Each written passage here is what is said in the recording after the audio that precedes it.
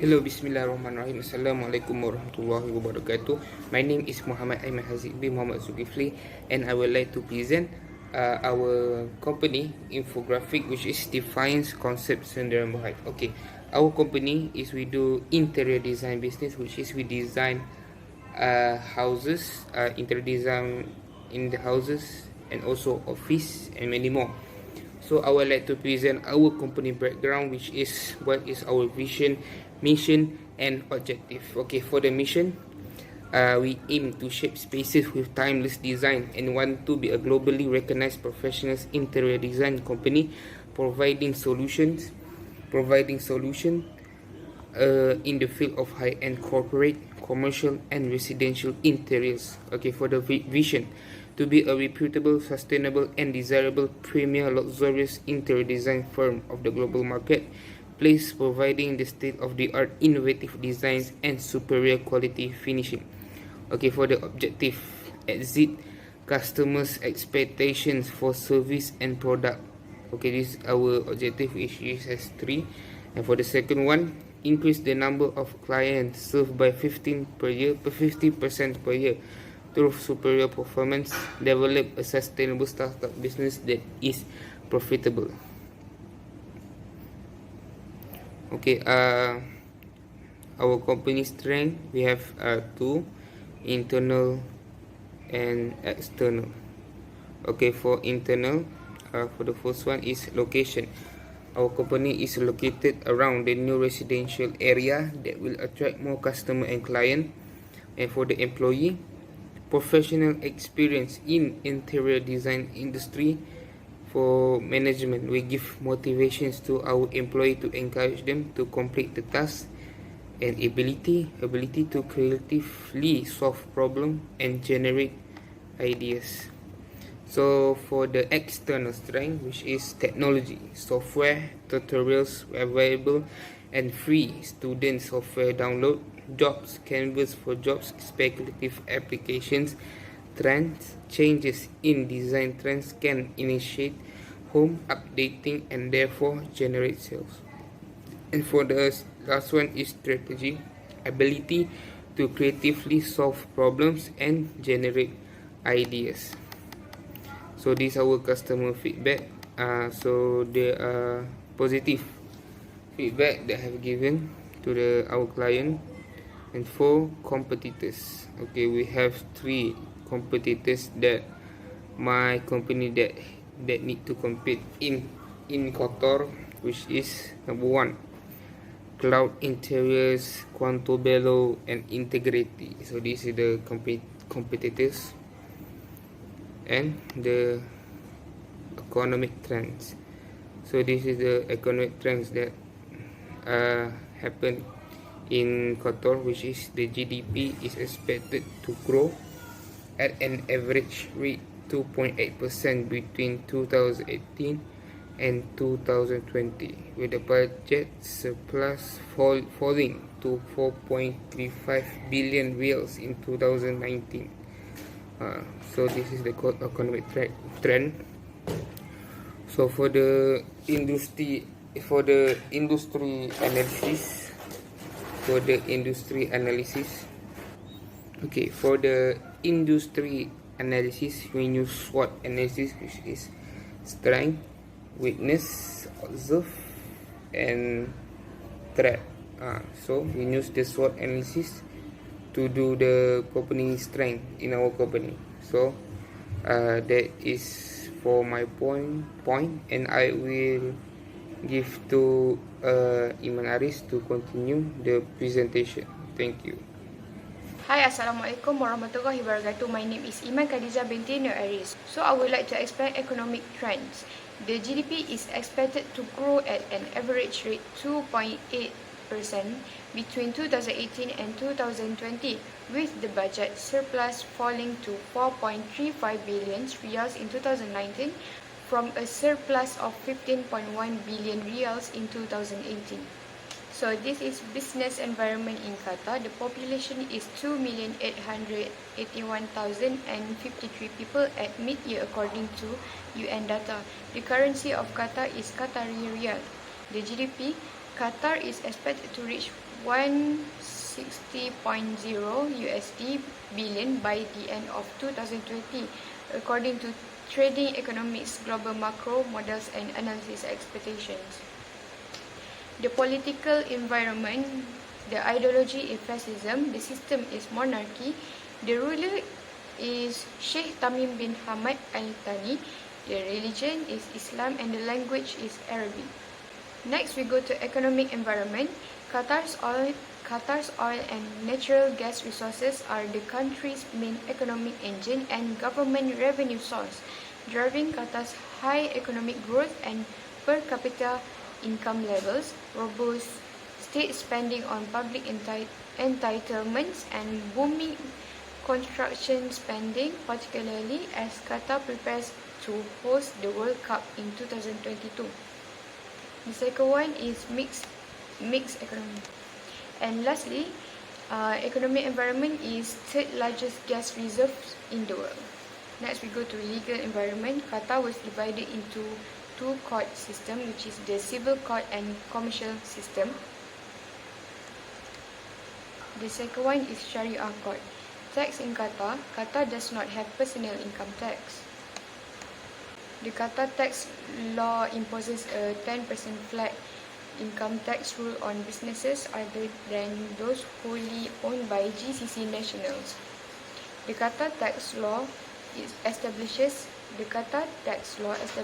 a new withholding tax regime on payments to non-residents of 5% of the gross amount of royalties and technical fees, and 7% of the gross amount of interest, commissions, brokerage fees, directors' fees, and any other payments for service carried out wholly or partly in Qatar.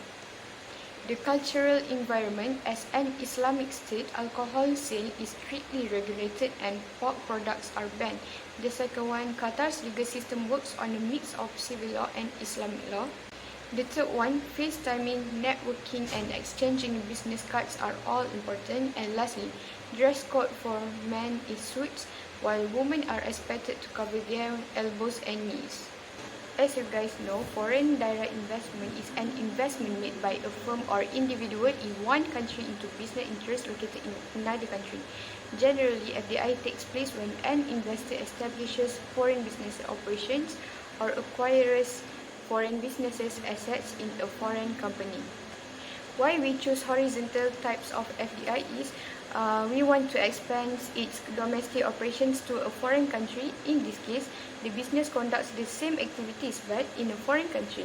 For example, our company, which is interior design, will open a shop in Korea.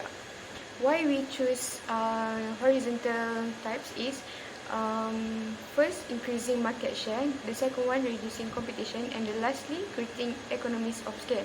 Not only that, we have these advantages also. The first one is regulatory security. The second one, less flexibility. And lastly, the potential to destroy value rather than create it. Additional information, the economy of Qatar is one of the richest in the world based on GDP, ranking generally among the top 10 richest countries on world rankings for 2015 and 2016, data compiled by the World Bank, United Nations, and IMF. So, I pass to next presenter, which is Islam. Thank you. Assalamualaikum warahmatullahi ta'ala wabarakatuh. My name is Muhammad Islam Zainal Abidin. I am from DHI 5A, and today I'm going to share a bit about partnership and strategic alliances. What is partnership? So everyone knows, partnership means a formal agreement that made by two or more parties to manage and operate a business and share its profit. While strategic alliances involves a contractual agreement between two or more enterprises, stipulating that the involved parties will cooperate in a certain way for a certain time to achieve a common purpose. So, we know, in business, there are risks. So, now I'm going to tell you about the advantages and the disadvantages in partnership and strategic alliances. The first disadvantages is partnering with a local firm are that the local firm are likely understand the local culture and the local market and ways of doing business better. Partners are especially valuable if they have recognized reputable brand name in the country or have existing relationship with customer that the firm might want to access. And for the second advantage, strategic alliances are also advantageous for small entrepreneurial firms that may be too small to make the needed investment to enter the new market themselves. In addition, some countries require foreign-owned companies to partner with a local firm if they want to enter the market. Next, we're going to talk about the disadvantages in partnership and strategic alliances. In the other hand, the disadvantages of partnering are lack of direct control. And why is this? Direct control and the possibility that the partner's goals are different from the firm's goal.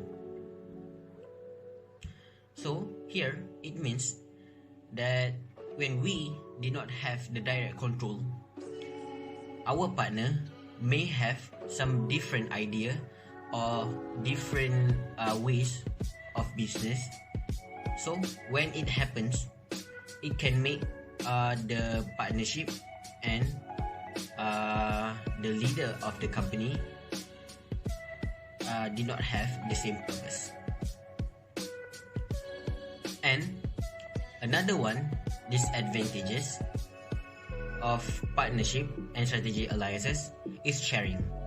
Strategic alliances require you to share resources and profits, and often require you to share knowledge and skill as well.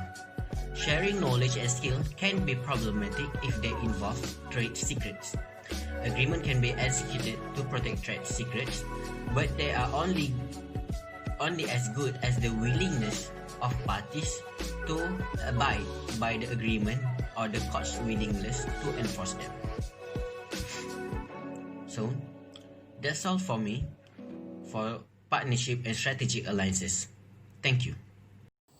Assalamualaikum, my name is Aini Yasmin and I will be talking about international human resources. Human resources is used to describe both the people who work for a company or organization and the department responsible for managing all matters related to employees, who collectively represent one of the most valuable resources in any businesses or organization. Human resource management involves overseeing all things related to managing an organization's human capital. The objective of IHRM is to raise and develop better and new performance management of human resources and to develop more feasible understanding of work practices at global levels. Furthermore, there are three main activities of IHRM, which are procure, allocate, and utilize. With three of these main activities comes in effect 5 duties of HRM: HR planning, recruiting and staffing, training and development, compensation and benefits, and industrial relations. Let's talk about staffing. Staffing is indeed a challenging and important task, especially international staffing. A lot has to be taken into consideration, which brings us to selection and training. Careful selection and training is a vital step in maintaining the work quality and ethics of business. Therefore, selected candidates will be given a proper training and orientation to prepare them for the dissimilarity of culture and ethics of host country. Next is language skills. Beneficial to the performance of the expatriate, where the expatriate will be expected to communicate with host country subjects. Language skills comes to concern. It would definitely win points if the expatriate manager can convert skillfully. The third criteria is cross-cultural suitability. The expatriate managers should be able to adapt to changes. They must be susceptible to the foreign environment and not let it affect their professionalism in any way. The next criteria is motivation. The candidate of position must know the importance of the role this job possesses. He or she shall have the right motivation to be able to succeed in working overseas. And lastly, family situation. Of course, if the candidate has a spouse or a family, it becomes a factor in considering the candidate for the job. The adaptability and willingness of the spouse or family in migrating to a new environment is an important factor, as it contributes to the success or failure of the candidate. Moving on, challenges. With every act taken, it comes with challenges and consequences. In the case of IHRM, there are two possible issues: integration issue and heterogeneous functions. Whether or not the challenges can be overcome depends on who is being challenged. Ending my presentation is approaches. Multinational companies can approach the management of IHRM in three ways: ethnocentric, polycentric, and geocentric. Ethnocentric approach means that the MNC will simply transfer HR practices and policies that is used in the home country to the foreign subsidiaries, and expatriates for the foreign subsidiaries will be chosen from the home country. Polycentric approach means that local managers from foreign subsidiaries are hired to manage the HRM activities. HR policies will be developed to meet the circumstance in each foreign sites. Geocentric approach means that HR policies are developed to reach the goal of the global network of home country and foreign subsidiaries. This will include the policies to be applied to all subsidiaries, and there will be policies adapted to the needs of certain locations to maximize the global results. And that is all from me. Thank you. Assalamualaikum warahmatullahi wabarakatuh. My name is Nordina binti Zainal Abidin. Thank you to all my fellow friends. So I will proceed our presentation. So Qatar, as we know, is highly competitive market. UK companies also need to check pricing. Is it competitive Qatar real tie with the US dollar or not? Here are some of business challenges in Qatar. First, high level of bureaucracy. Bureaucracy is a system of government in which most of the important decisions are taken by state officials rather than by elected representatives. Second, foreign investment is restricted in some sectors, which is quite difficult for a foreign investor to invest to some sectors.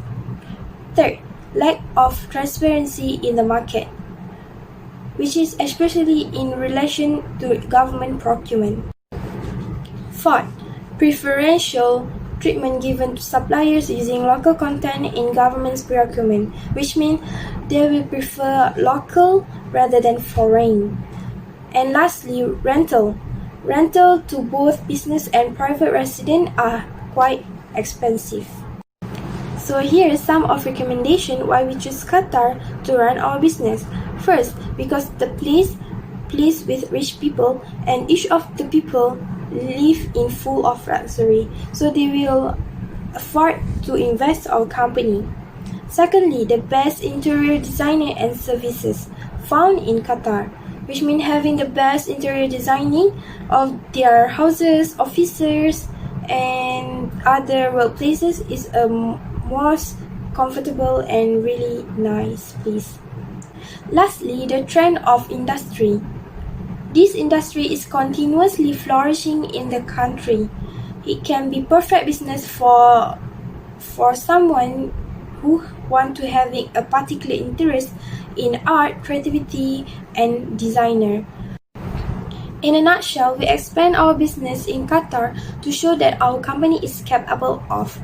We also want to make sure that our client in Qatar is satisfied with our company performance. So we want to choose the best service and the best place to satisfy all our customers. So we choose Qatar as the best place to interior designers and to run our business. So that's all from us. Thank you from Qatar.